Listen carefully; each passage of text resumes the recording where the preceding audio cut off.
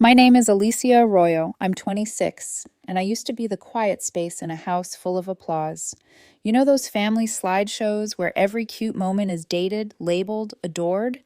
I was the blank slide in between, present, but not projected. Jenna, my older sister, was the kind of child who came laminated. New shoes with sparkly soles that flashed when she walked, birthday cakes with tears and edible glitter, a varsity jacket with her name stitched in gold. Me, I got her gently used pears, a candle stuck in a Costco muffin, and a thrift store hoodie that said Eric across the chest, like it was a joke I wasn't in on. It wasn't cruel. That would have been easier to name. It was administrative. The universe of our house had a filing system, and I was misfiled, technically included, never considered. At 19, I moved out the way I'd lived there, quietly. No slammed doors, no speeches. I packed during spring break, left a note on the fridge, "Love you, be well," and took a bus to another city that didn't know Jenna's middle name or my habit of not finishing tea. A gap year became a gap handful of years. I worked 2 jobs, learned the difference between broken and unplugged, and started to like the way my own footsteps sounded in hallways. We weren't estranged, we were out of sync. Holidays became muted texts. HBD, Mom, once arrived 2 days late, and once she called me Allie. Close enough. I found out about Jenna's MBA graduation from my cousin Jordan, the only person in our family who uses honesty like sunscreen, applied liberally. "You going on Saturday?" he asked. "To what?" "Jenna's grad. Huge thing. Your mom's making gift bags." Of course she is. Gift bags. I pictured satin ribbons whispering, "You belong to everyone who mattered." I booked the day off, borrowed a button-up with sleeves slightly too short, and wrote a card. "Proud of you, sis, even if you never needed me to be." It felt like placing a small warm stone in my own pocket, something honest to hold. The venue looked like a country club got lost and accidentally wandered into royalty. Trimmed hedges, crystal light, chairs that had opinions about posture. Inside, there was a banner with Jenna's face and a literal ice sculpture shaped like a graduation cap, because subtlety had been escorted out by security. At check-in, a woman in pearls smelled like a 6-figure perfume and said, "Jenna has such presence," as if presence were a blood type. The attendant with the gift bag list smiled at me the way dentists smile before they say, "small pinch." Name? Alicia Arroyo. Her finger traveled the list, stopped, backtracked. "Oh, I don't see you." The smile widened into apology theater. Behind me, my mother's voice. "Alicia, you came." She kissed the air near my cheek. It was the kind of greeting you give a surprise +1. "Surprise," I said. "We didn't think you'd be here." "Not." "We're so glad our Jenna will be thrilled. Just a logistical update. We didn't think you'd happen." I laughed because the other option was to become the story. She patted my arm. "Find a seat. It's starting." I found a chair in this back row behind a pillar near the catering doors. Every few minutes, a server shouldered by with a tray of shrimp that announced itself. A toddler handed me half a cookie like we were in the same demographic. On stage, Jenna Crossed, in cap and gown, owned the air, and the room inhaled her. Dad stood to clap. Mom dabbed a curated tear. I clapped too, the way you clap for a stranger at the theater, politely, on cue. After the diplomas, the lights dimmed. The screen flashed. Jenna Arroyo. The journey begins. Music swelled. I expected a montage of study nights and library selfies. Instead, a sleek logo slid into place. Winslow Consulting. The serif font had a spine. The video cut to charts, clients to be, a launch reel. Jenna walked to the mic, not as a graduate, but as a founder unveiling a future. Then Dad took the stage, face luminous under chandeliers. "We're so proud of our daughter," he said. "So proud that we'll be the first investors in Winslow Consulting." Applause burst. Polished, expensive applause. I stared at the screen and felt something warm drain out of me. Because 6 years ago, I'd sat at our dining table with a SnapFix printout, a simple tech repair startup, a van, tools, pricing, a little lightning bolt logo that made me grin. "We're not in a position to invest in hobbies," Dad had said, while Mom smiled at me the way people smile at toddlers explaining weather. Now there was a check with too many zeros dressed up as a blessing. Not for me, never for me. I didn't make a scene. There's a kind of humiliation that burns too clean for spectacle. I stood, edged past chairs and couture, and walked out into night air that had the decency to sting. In the parking lot, I unlocked my car and sat. The envelope with my card lay like a small heartbeat in the glove box. I opened it, reread, "Proud of you, sis, even if you never needed me to be." I placed it back, shut the compartment, and heard the soft click of a door I couldn't name closing. I checked out of the motel, pointed my car toward home, and drove. No podcast, no music. 6 hours of quiet can be a furnace. Anger flared, flamed out, cooled to glass.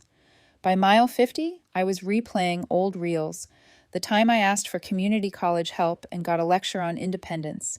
The time Jenna wanted Italy and the sky rained airfare. The time I needed new tires and Mom suggested I Uber for a while. The time Jenna crashed their car and they replaced it to build her confidence. The road unspooled. I counted gas stations like rosary beads. I imagined a version of me that could have cheered without hemorrhaging. I wasn't her. By mile 200, the humiliation shaped itself into a sentence I would learn to say no. At 2 a.m., I carried my bag into my apartment, peeling paint, a chair rescued from the sidewalk, a mattress that gave like a sigh. I lay down fully clothed and stared at the ceiling, thought about gift bags and seating charts and how much planning it takes to forget someone. Morning light was blunt. I opened the glove box, held the card once more. The word proud looked like a dare. I dropped it into the trash. Then I sat at my chip table and let my mind do what it does when everything hurts. It made a list. Things that need fixing. Wobbly kitchen chair. Cracked phone screen. Mine, ironic. Self-respect. Structural. I pulled my laptop toward me and opened an old file. The lightning bolt logo blinked awake, slightly foolish and utterly mine. Snapfix, the thing I'd once asked permission for, looked back at me like, "You coming or not?" Somewhere between rage and resolve, I heard my mother's voice from last night. "We didn't think you'd be here," and realized she was right. I wasn't there. I was here, starting something that didn't require a stage or a chandelier or a check to exist. A message lit up my phone. Liam.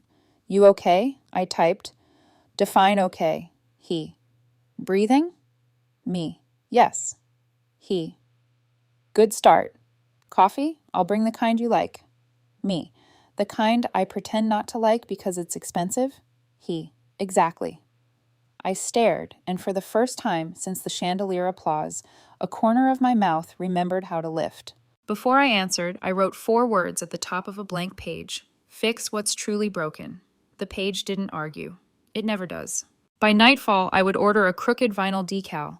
By week's end, I would have a handle, a rate sheet, a promise to myself. But right then, I just breathed, texted Liam my address, and shut the glove box on a card addressed to a version of family that didn't include me. They had their gift bags and their gold-stamped names. I had a lightning bolt and a toolbox, and if there's one thing I know about fragile systems, it isn't the loudest launch that lasts. It's the fix you don't see until everything else fails. They say silence is golden, but that night, silence felt like aluminum, thin, cold, and dented from too many hits. The morning after Jenna's graduation/business launch, I woke to a phone that didn't buzz, a family that didn't ask if I made it home safe, and a hollow feeling that I'd been quietly edited out of their narrative.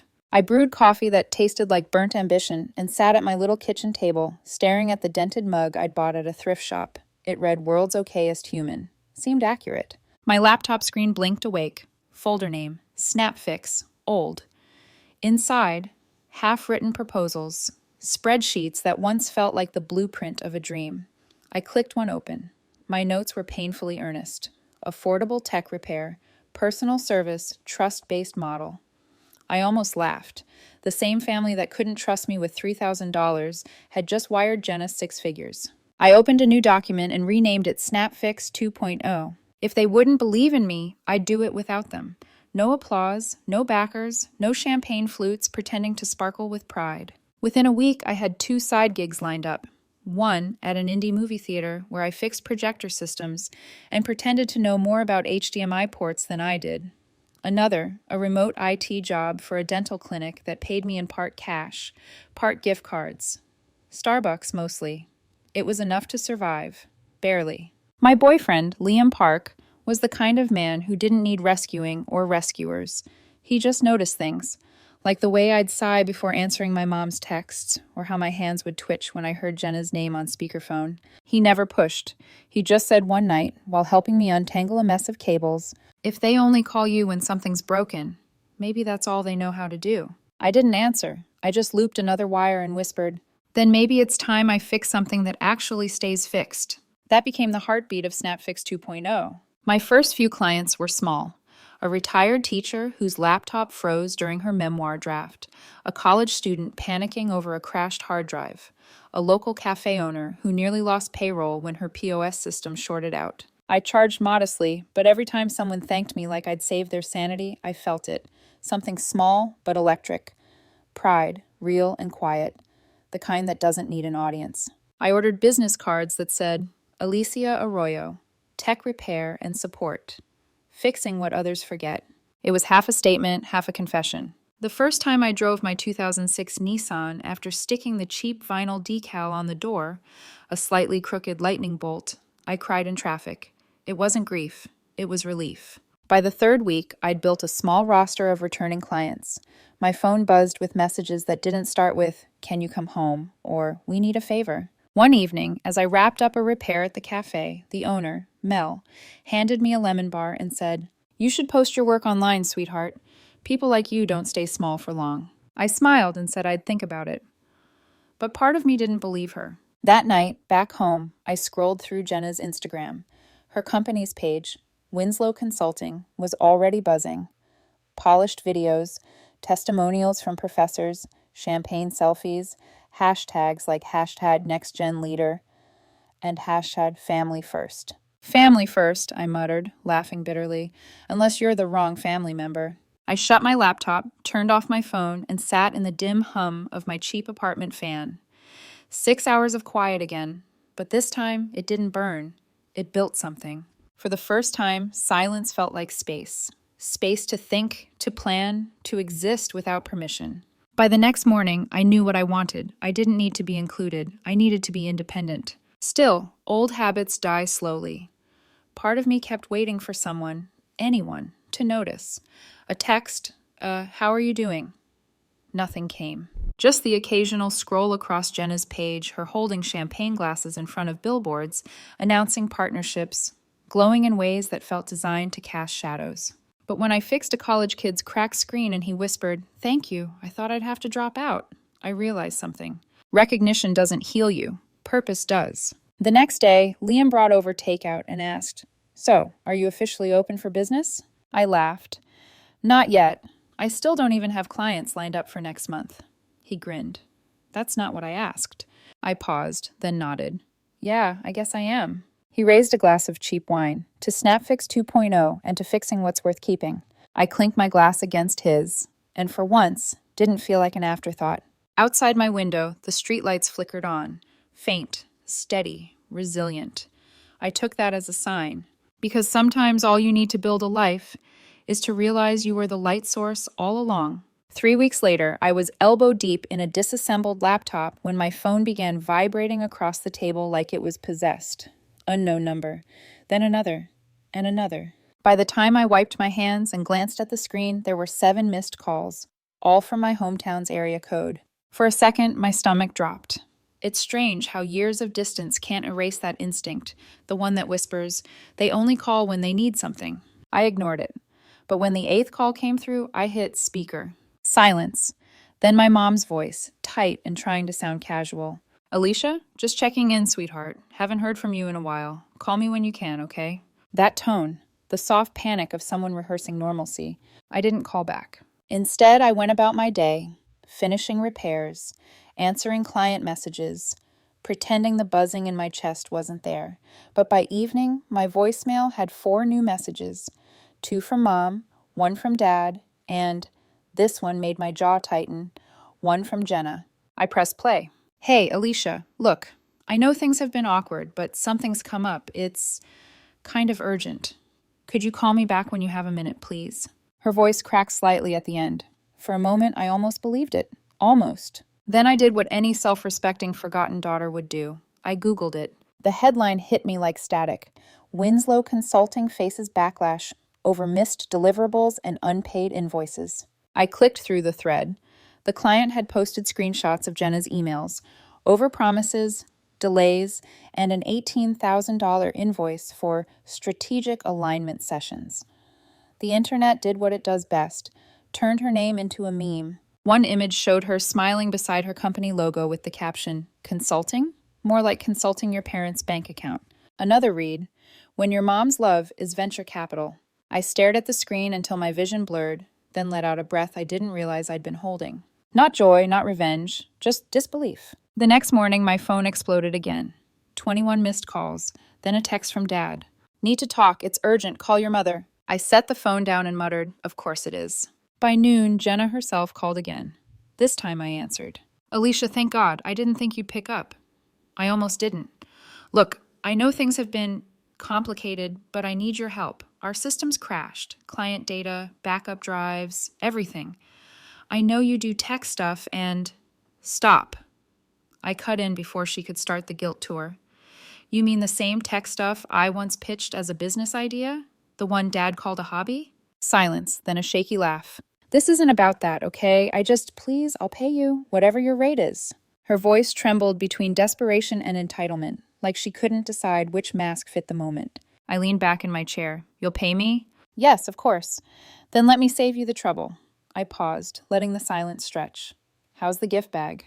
Click. I ended the call. The room was silent again, except this time it didn't feel empty. It felt earned. That night, Liam came over with takeout, Thai food, my comfort flavor of choice. He took one look at my face and said, "Let me guess, Jenna." I nodded. "She wants me to fix her company, literally." He sat across from me, quiet for a beat, then said softly, "You could." I looked up. "Excuse me?" "You could fix it, but you won't, because this isn't about computers, is it?" I stared at him. Sometimes the truth sounds cruel only because it's clean. He added, "You've spent your whole life waiting for them to see your value. Now they finally do, but only because they need it. That's not seeing you, Alicia. That's using you." He was right. I didn't reply, just pushed my food around with a fork until he reached across the table and said, "So what are you going to do?" I smirked faintly. Exactly what I've been doing. Fixing things, just not theirs. The next morning, I got an email from an unknown sender. Subject line, "Please, from Mom." I hovered my cursor over it but didn't open it. Instead, I clicked Mark as read and closed my laptop. The silence that followed wasn't a void. It was peace. Because when you've spent your whole life being the backup plan, the day you stop answering emergency calls feels like freedom. By evening, my phone buzzed again. Liam texted, "You okay?" I replied, "Yeah, they finally realized I'm not broken." And that night, I slept soundly for the first time in months. When I woke the next morning, sunlight cut across my apartment like a quiet spotlight. No missed calls, no messages that began with urgent. It was almost unsettling, like the world had stopped needing something from me. I brewed coffee, checked my inbox, and there it was, a different kind of message. Subject, "Snap Fix saved me." It was from Mel, the cafe owner. She'd posted a photo of her lemon bars beside her laptop and tagged my new page. My payroll system crashed, and Alicia fixed it in 20 minutes. Support local. She's the real deal. By noon, the post had been reshared on a neighborhood Facebook group. By dinner, my inbox was a battlefield of new inquiries. It felt surreal, not viral famous, just seen. Clients started calling me the lightning bolt girl. I smiled every time. One client, a florist named Robin, handed me cookies and said, "I told my sister about you. She's hopeless with tech. Don't let her scare you off. She's nice after coffee." I drove away laughing, my crooked vinyl decal catching sunlight in the rearview mirror. For the first time in my life, being small didn't mean being invisible. It meant being real. By the third week, I saved enough to move into a slightly bigger apartment. Nothing fancy, but it had actual heating and a kitchen that didn't double as a laundry station. I used my old rent money to buy something monumental, a used service van. Beige, dented, and perfect. The day I applied the new decal, SnapFix 2.0, Fix What's Forgotten, I lined it straight this time. No crooked edges, no half measures. Liam came by with coffee and said, "That looks good on you." I laughed. You mean the van? No, he said softly. The certainty. We drove to my next job in silence, the kind that felt companionable. Then, out of nowhere, he asked, "If they ever reach out again, what would you do?" I stared at the road. Depends. Are they asking because they care or because something's broken again? He nodded. So, probably the latter. Exactly, I said, smiling bitterly. That evening, while organizing invoices, I found an envelope in my mailbox. My mom's handwriting, delicate, rehearsed. Inside, a letter on cream-colored stationery that smelled faintly of her perfume. Alicia, we're proud of you, truly. I saw your Snapfix page. It looks wonderful. Your father and I have been meaning to call, but things have been tense. Jenna's been struggling. She doesn't trust anyone right now, but she trusts you. Maybe you could help her out, just for now. Family sticks together. Love, Mom. I read it 3 times. Family sticks together. The same woman who once said, "We didn't think you'd be here," now wrote as if we were shoulder to shoulder in battle. Folded inside the letter was a photo. Jenna's graduation day. Everyone smiling. Everyone holding up their monogrammed gift bags. Everyone except me. On the back, someone had scribbled, "Such a perfect day." I let out a dry laugh that cracked somewhere in my throat. For a second, guilt tried to crawl in through the cracks. That old reflex, the one that whispered, "Be useful, be forgiving, be small." But I'd fixed enough fragile circuits to recognize a short fuse when I saw one. I took out my notebook, the same one I used when I first rebuilt Snapfix, and wrote, "Things I owe my family. Explanations. Apologies. Already gave them. Tech support. Hard pass. A call back. Still thinking." Then, in bold letters across the next page, I wrote, "No more free repairs." Because that's what my family had always been. An emotional device that broke, got handed to me, and expected to be restored for free. Later that week, I got a DM on my business page from someone named Alyssa, Liam's ex. "Hey, Alicia, congrats on your little project. Didn't know you were still doing that fixing thing. Liam must really like charity cases." It wasn't even subtle. I hovered over reply for a moment, then just blocked her. Liam noticed my expression and asked, "Something wrong?" I shrugged. "Nothing that needs fixing." He grinned. "That's my girl." That night, lying in bed, I replayed my mom's words again. Family sticks together. And for the first time, I whispered back to the ceiling, only when it's not suffocating. Because being stuck isn't the same as sticking together. The next morning, I woke up with an idea, not for revenge, for replacement. If my family only remembered me when they needed saving, maybe I could create a world where people didn't have to beg for help to be valued. I turned to a blank page in my notebook and wrote the title, Snapfix Collective. Underneath, I jotted, "A mentorship network for young, underfunded tech workers. Share tools, share knowledge, no gatekeeping." It was half a plan, half a promise. To myself, to every forgotten kid who ever got told no because they weren't the favorite. And as I drew the first rough sketch of the logo, I realized something Jenna never would. Building quietly isn't the same as building small. When you grow up as the family's background noise, you start thinking small is safety. But the more I worked, the more I realized quiet doesn't mean invisible. Quiet can mean focused. By spring, Snapfix Collective was real, not fancy, just 5 people with borrowed hoodies, secondhand laptops, and enough hunger to power a small city. I'd rented a corner desk at a co-working space that smelled faintly of coffee and ambition.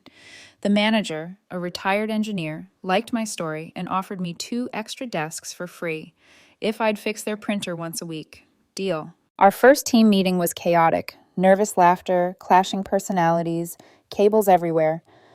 But when we finished our first group project, restoring a local daycare's busted tablets, it felt like fireworks in slow motion. One of the volunteers, a shy 19-year-old named Carter, said, "I didn't think people like me could actually build things." I smiled. Neither did I once. The next week, I got an email that stopped me mid-bite of leftover pasta. Subject nomination, Local Impact Award.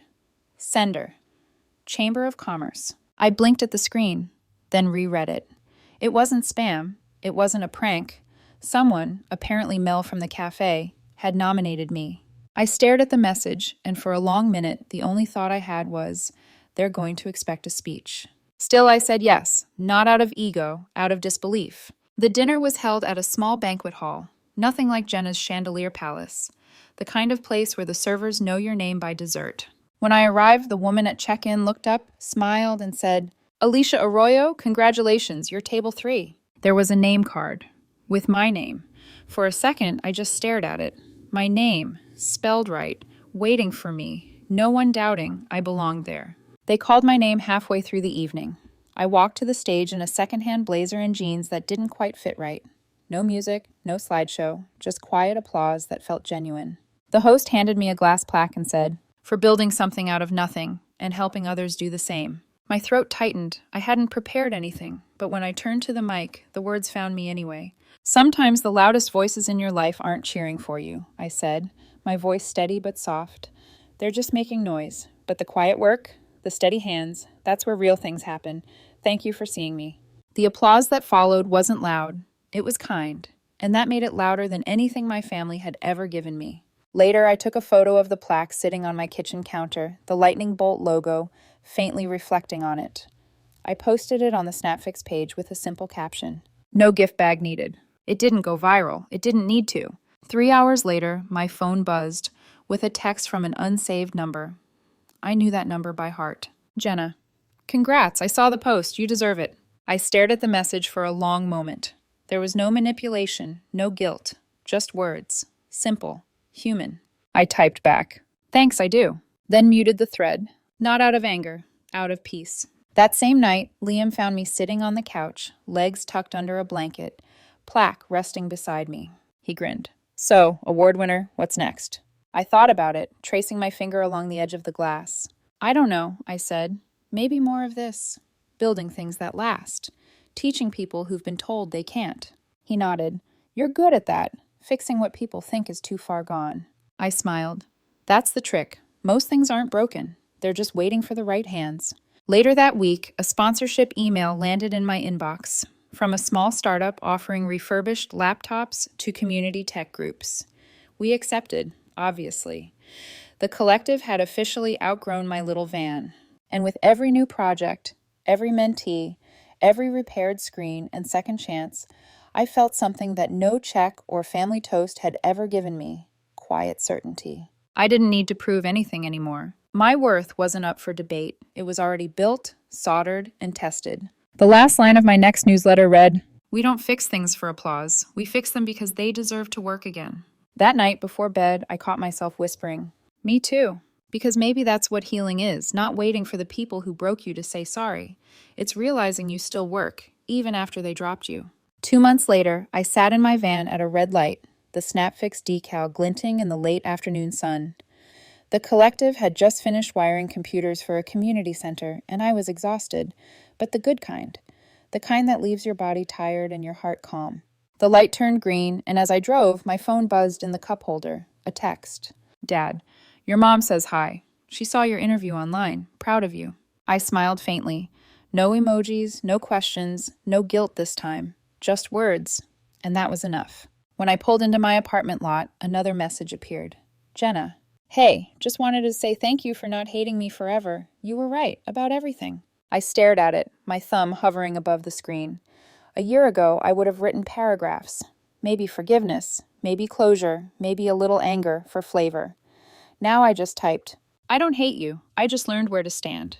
Then I hit send, set the phone face down, and let out a slow breath. That night, I cleaned my workbench, organizing screws into labeled jars, wrapping cables, sharpening the small screwdriver set Liam had given me for my birthday.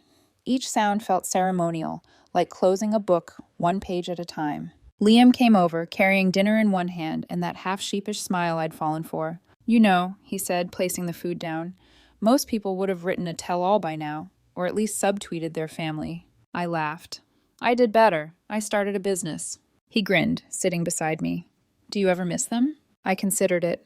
"Not them," I said softly. "Just the version of me I thought they'd see." He nodded, wrapping an arm around my shoulders.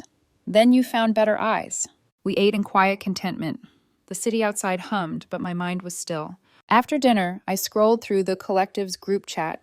Messages from members sharing photos of their projects. A repaired school laptop, a donated router, a kid teaching his mom to use Google Docs. Small victories, loud in their own way. I posted one more photo before bed. The team crowded around the van, beaming. Caption, "We build things to last." Comments poured in from local followers, clients, even strangers cheering us on. Among them was one that made me pause. Mel, the cafe owner. Told you people like you don't stay small for long. She'd been right all along. I scrolled further, past the comments, until I saw one name that made my chest tighten. Mom Arroyo. Looks wonderful, sweetheart. I'm glad you're happy. Just that. No excuses, no explanations. It wasn't an apology, but it was something. I didn't reply. I didn't need to. The next morning, I drove the van to the outskirts of town where the sunrise painted everything gold, the kind of light that makes even old pavement look new. I parked, stepped out, and leaned against the side door, breathing in the cool air.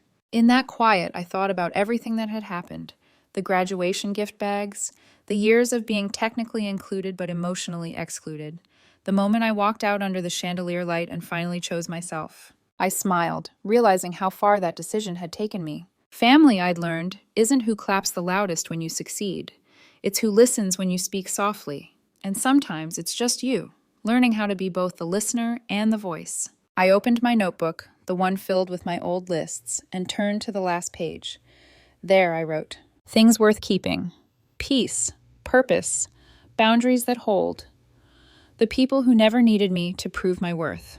I closed the notebook, slid it back into the glove box, and smiled at the irony. The same glove box that once held a card I wrote to someone who couldn't see me, now held the story of someone who finally could.